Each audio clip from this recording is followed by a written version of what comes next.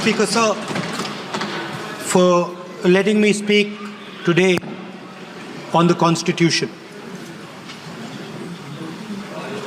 Speaker, sir, in my last few speeches, I spoke about the concept of Abhay Mudra, the concept of fearlessness, truth, and non-violence. And I showed the House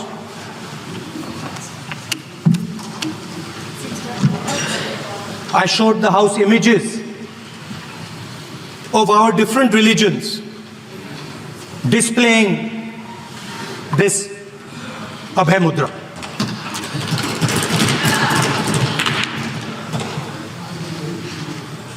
People call the Constitution the longest written Constitution in the world.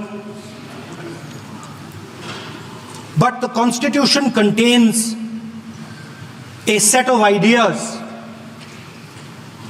from one philosophy of our nation, one central philosophical set of ideas of our nation.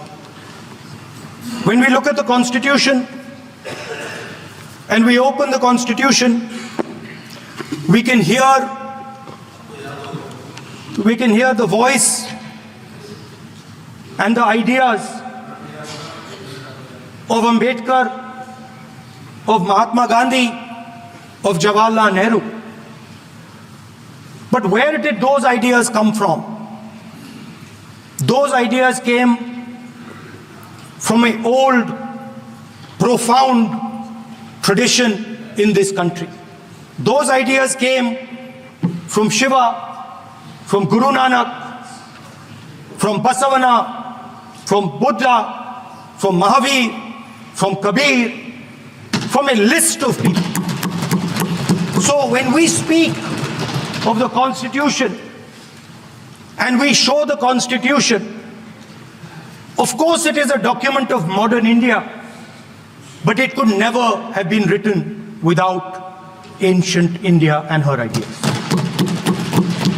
So when we look at this Constitution, we remember this list of people, all different variations on the same idea. And in front of us stand the people who follow a very different philosophical tradition. And I want to start my speech by quoting what the supreme leader, not of the BJP,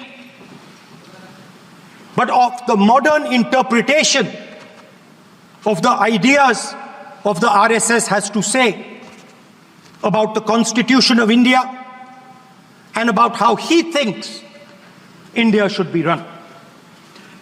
The worst thing about the Constitution, the worst thing about the Constitution of India is that there is nothing Indian about it. Manusmriti is that scripture which is most worshipable after Vedas for our Hindu nation, and from which our ancient times have become the basis of our culture, customs, thought, and practice. This book, for centuries, has codified the spiritual and divine march of our nation.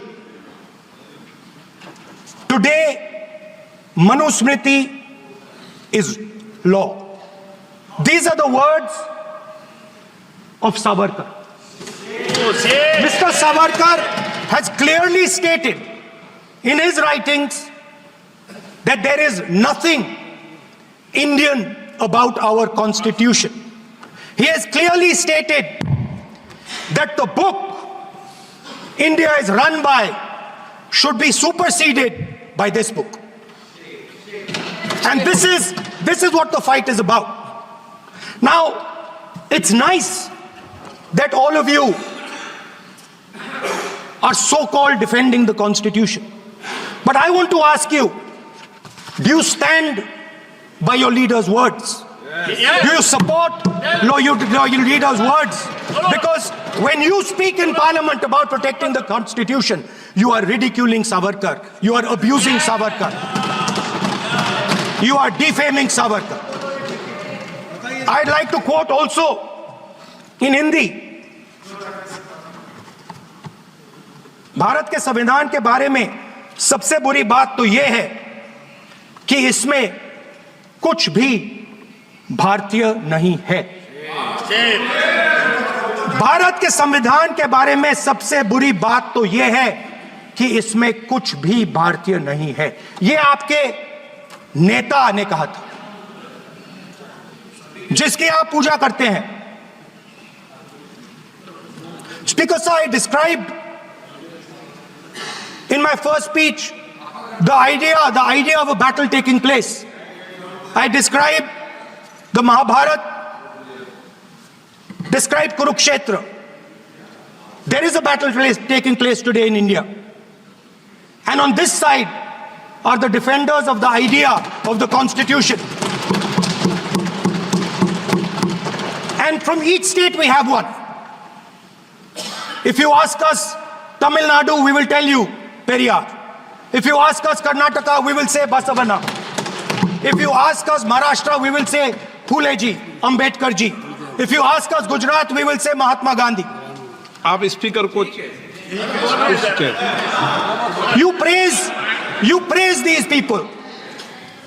You praise these people hesitatingly because you have to. But the truth is that you want India to be run the way it used to be run. जैसे हिंदुस्तान पहले चलाया जाता था, वैसे ही आप हिंदुस्तान को चलाना चाहते हो। मैं बता रहा हूं, आ रहा हूं। पेशेंस रखिए थोड़ी, इतना एक्साइटमेंट नहीं होना चाहिए। स्पीकर सर, जब मैं छोटा था दिल्ली में, स्पीकर सर, दिल्ली के चारों ओर जंगल हुआ करता था। जो आज यहां रहते हैं उनको ताजुब होगा कि एम्स के बिल्कुल बगल में जंगल शुरू होता था। जहां रेलवे म्यूजियम है वहां पे जंगल शुरू होता था। वैसे ही जंगल में, दोनों नॉर्थ और साउथ, वैसे ही जंगल में हजारों साल पहले एक युवा, 6-7 साल का युवा, हर रोज सुबह उठ के 4 बजे उठ के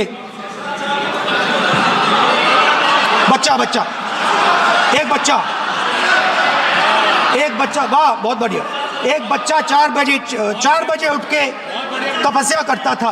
हर रोज सुबह तपस्या, हर रोज सुबह वो धनुष उठाकर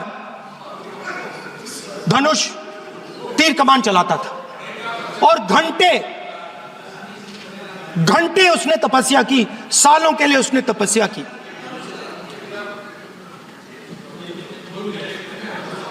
पास लोगों को पता लगने लगा कि लड़का है। यही तो आप नहीं समझ सकते हो, यही तो प्रॉब्लम है। धनुष में तपस्या है, मनरेगा के काम करने में तपस्या है। तपस्या का मतलब शरीर में गर्मी पैदा करना, समझिए। हाँ, तब का ये मतलब है, तपस्या का ये मतलब है। तो ये तपस्या कर रहा था, लोगों को पता लगा और वो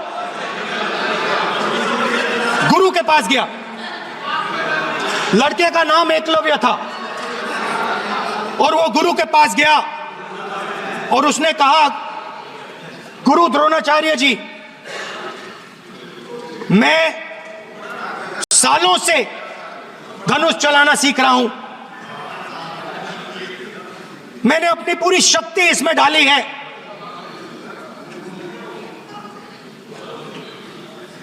आप मेरी मदद कीजिए, आप मेरे गुरु बनिए।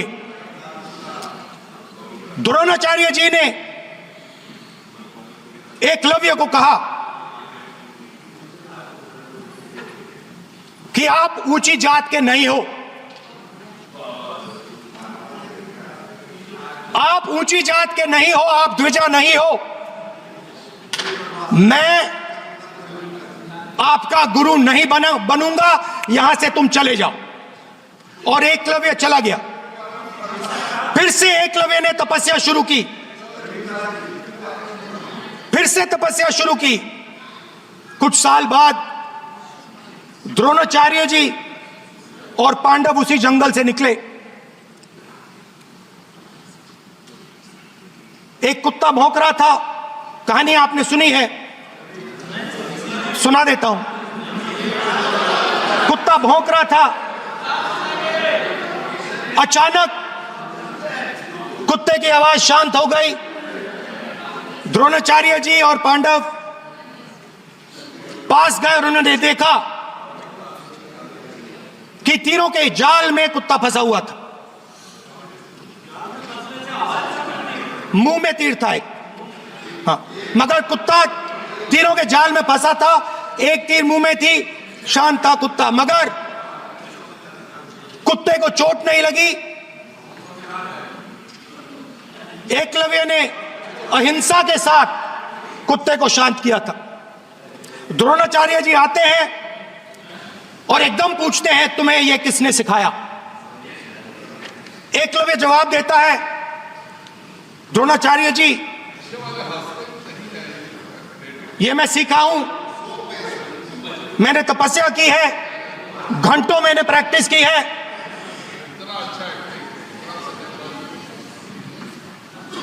आपने मुझे गुरु बनने से मना किया था, तो मैंने एक मूर्ति, मट्टी की मूर्ति सामने रखी और मैंने प्रैक्टिस की और मैं सीखा। द्रोणाचार्य जी खुश नहीं हुए। द्रोणाचार्य जी ने एकदम कहा, तुम्हें मुझे गुरु दक्षिणा देनी है। नहीं नहीं, ये आपकी स्टोरी है, ये आपकी स्टोरी है। मेरी स्टोरी है कि द्रोणाचार्य ने पूछा।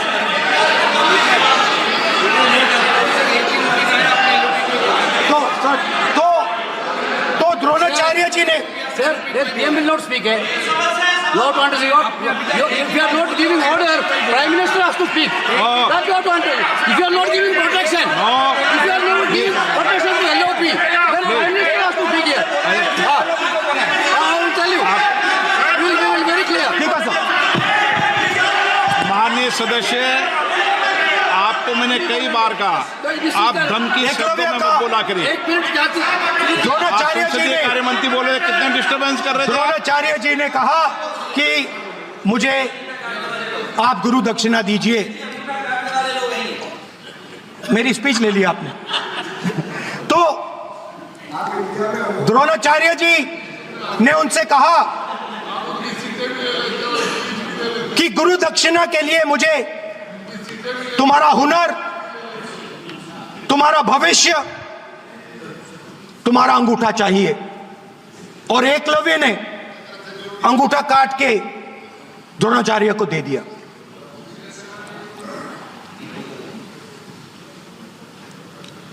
यह अभय मुद्रा है।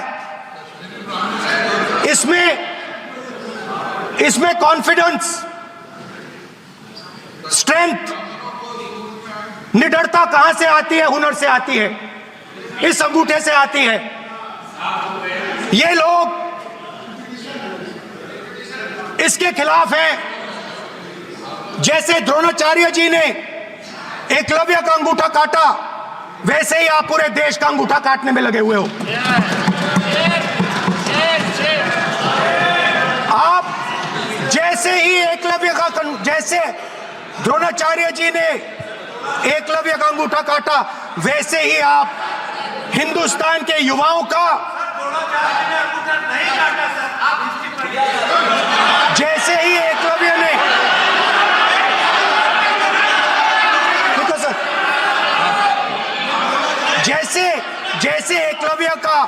अंगूठा काटा गया, वैसे ही आप हिंदुस्तान के युवाओं का, सबका अंगूठा काटते हो। जब आप अदानी जी को धारावी देते हो, तो आप धारावी के जो एंटरप्रेन्योर्स हैं, जो स्मॉल एंड मीडियम बिजनेसेस हैं, उनका आप अंगूठा काटते हो। जब आप हिंदुस्तान के पोर्ट्स, एयरपोर्ट्स, डिफेंस इंडस्ट्री, ये सब जब आप अदानी को देते हो,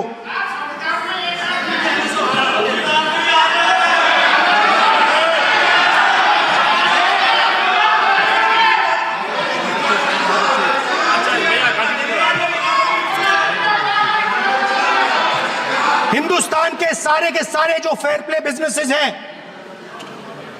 जो ईमानदारी से काम करते हैं, आप उन सब का अंगूठा काटते हो जब आप अदानी की मदद करते हो। कॉन्स्टिट्यूशन में लैटरल एंट्री कर आप हिंदुस्तान के युवाओं का, पिछड़ों का, गरीबों का अंगूठा काटते हो।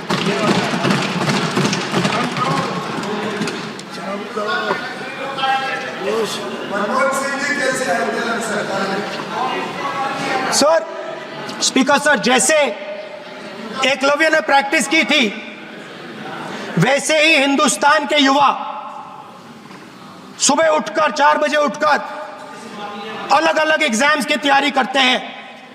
आपने देखा होगा, पहले हजारों युवा सुबह उठकर रनिंग करते थे, वेट ट्रेनिंग करते थे आर्मी में जाने के लिए। जब आपने अग्निवीर लागू किया, तो आपने उन युवाओं की उंगली काटी। जब आप पेपर लीक कराते हो, 70 बार आपने पेपर लीक करवाया है, तब आप हिंदुस्तान के युवाओं के अंगूठा काटते हो।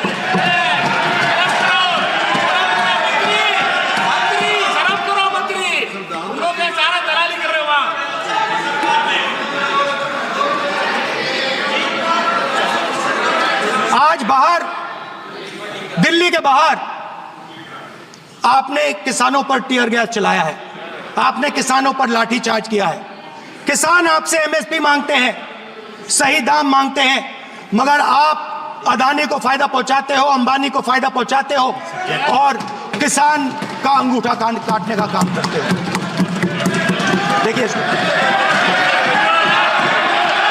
हम कहते हैं अभय मुद्रा, हम कहते हैं डरो मत, आप कहते हो हम आपका अंगूठा काट देंगे। ये फर्क है। एक तरफ कौन सर बोलिए। मेरे कहना है कि हम एक मिनट प्लीज बैठिए, आप बैठिए, प्लीज बैठिए, आप बैठिए। आज हम भारत के संविधान की 75 वर्ष की गौरवशाली यात्रा कर रहे हैं, और कल भाई ये चर्चा हुई थी कि हम संविधान की चर्चा करते समय उसकी उच्च कोटि की ये अपेक्षा है। आप स्पीकर सर, आप राष्ट्रपति भाषण नहीं है। कॉन्स्टिट्यूशन में कहीं नहीं लिखा है कि मोनोपोली होनी चाहिए। कॉन्स्टिट्यूशन में कहीं नहीं लिखा है कि पेपर लीक होना चाहिए। कॉन्स्टिट्यूशन में कहीं नहीं लिखा है कि अग्निवीर होना चाहिए। कॉन्स्टिट्यूशन में ये सब नहीं लिखा है, इसलिए मैं यहाँ रेस कर रहा हूँ। कॉन्स्टिट्यूशन में नहीं लिखा है कि हिंदुस्तान के युवाओं का अंगूठा काटना चाहिए, उनका जो हुनर है उनसे छीना जाना चाहिए।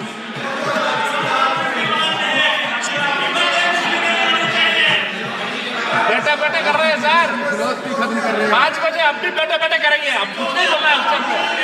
5 बजे देखिएगा, 5 बजे देखिएगा क्या करते हैं। स्पीकर सर, मिलेगा। मैं कुछ दिन पहले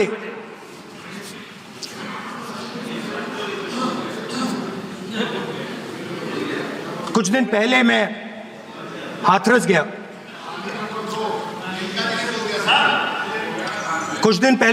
गया। हाथरस में 4 साल पहले एक लड़की का बलात्कार होता है। गैंग रेप होता है।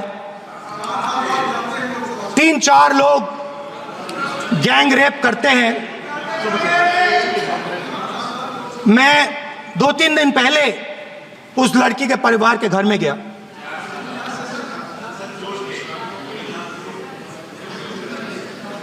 जिन्होंने गैंग रेप किया वो बाहर घूम रहे हैं और लड़की का परिवार अपने घर में बंद है। लड़की का परिवार बाहर नहीं जा सकता है। जो अपराधी हैं वो उनको रोज धमकाते हैं और वो बाहर घूमते हैं।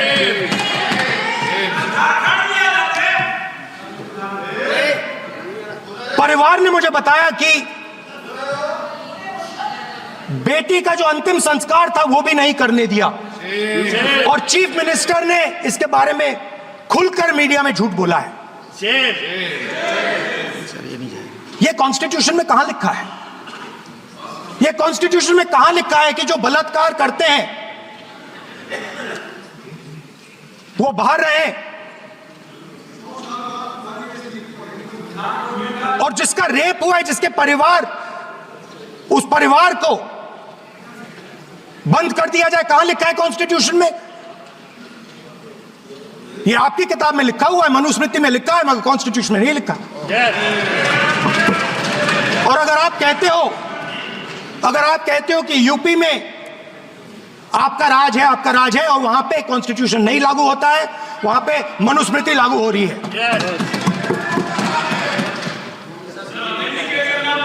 परिवार ने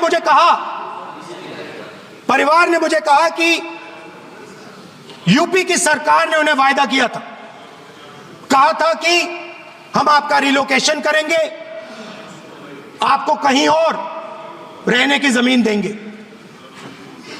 आज तक 4 साल हो गए हैं, आज तक उनका रिलोकेशन नहीं किया गया है। और हर रोज उन्होंने मुझे फोटो दिखाई, वो बाहर निकलते हैं और जिन्होंने बलात्कार किया वो धमकाते हैं उनको। तो मैं इस हाउस में कहना चाहता हूं कि अंबेडकर जी के संविधान वाले लोग, इंडिया गठबंधन वाले लोग, हम सब मिलकर उस परिवार का रिलोकेशन हम करेंगे अगर आप नहीं करोगे तो। और हिंदुस्तान के हर गरीब व्यक्ति को हम ये कहना चाहते हैं, आपकी रक्षा कॉन्स्टिट्यूशन करता है और ये बीजेपी के लोग कॉन्स्टिट्यूशन पर 24 घंटा आक्रमण करते रहते हैं। कॉन्स्टिट्यूशन में लिखा है prohibition of discrimination on grounds of religion, race, caste, sex और place of birth. The state shall not discriminate against any citizen on grounds only of religion, race, caste, sex, place of birth or any of them. Some days back, youngsters from Sambal came to see me. Innocent people, they had done nothing. They were just, वो बस पास में थे, 5 लोगों को गोली मार के हत्या कर दी। ये कहां लिखा है कॉन्स्टिट्यूशन में? ये कहां लिखा है कॉन्स्टिट्यूशन में? तो लिखा है prohibition of discrimination of grounds of religion. और जहां भी आप जाते हो, एक धर्म को दूसरे धर्म से लड़ाते हो, नफरत फैलाते हो। कहां लिखा है कॉन्स्टिट्यूशन में? कहां लिखा है कॉन्स्टिट्यूशन में कि एक धर्म को दूसरे धर्म से लड़ाना है? कहां लिखा है कॉन्स्टिट्यूशन में कि दलित परिवार को बंद करके अंदर रखना है और उनके अपराधियों को बाहर घूमने देना है? कौन से कॉन्स्टिट्यूशन में लिखा है? मुझे दिखाइए।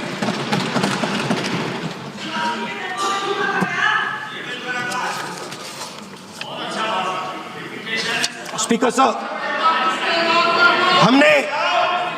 हमारी जो विचारधारा है, इंडिया गठबंधन की विचारधारा है, वो देश में कॉन्स्टिट्यूशन लाई है। हम सब मिलकर कॉन्स्टिट्यूशन की रक्षा करते हैं। अंबेडकर जी ने कहा था, if there is political equality but no social and economic equality, political equality will be destroyed. ये अंबेडकर जी के शब्द हैं और आज ये बात सबके सामने है पॉलिटिकल इक्वालिटी जो थी वो खत्म हो गई है। हिंदुस्तान के सारे इंस्टीट्यूशंस कैप्चर कर लिए गए हैं। सोशल इक्वालिटी नहीं रही, फाइनेंशियल इकोनॉमिक इक्वालिटी नहीं रही। इसीलिए हमारा अगला कदम जाति जनगणना होगा। हम देश को दिखाना चाहते हैं कि आपने किन लोगों का और कहां कहां अंगूठा काटा है। हम दलितों को, आदिवासियों को, पिछड़ों को, किसानों को, मजदूरों को दिखाना चाहते हैं कि आपने किस किस का अंगूठा काटा है। इसलिए जो मैंने वायदा किया था, इसी हाउस में यहां हम कास्ट सेंसस लागू करेंगे और उसके बाद हिंदुस्तान में एक नए तरीके का विकास होगा, एक नई तरीके की राजनीति होगी। जो मैंने पहले कहा था, जो आपको अच्छा नहीं लगता है, 50% रिजर्वेशन, उस दीवार को हम यहां तोड़ेंगे। 50% रिजर्वेशन की दीवार और जाति जनगणना हम यहां करा के दिखाएंगे। आपको जो कहना है कर लो, कह लो। स्पीकर सर, बहुत बहुत धन्यवाद।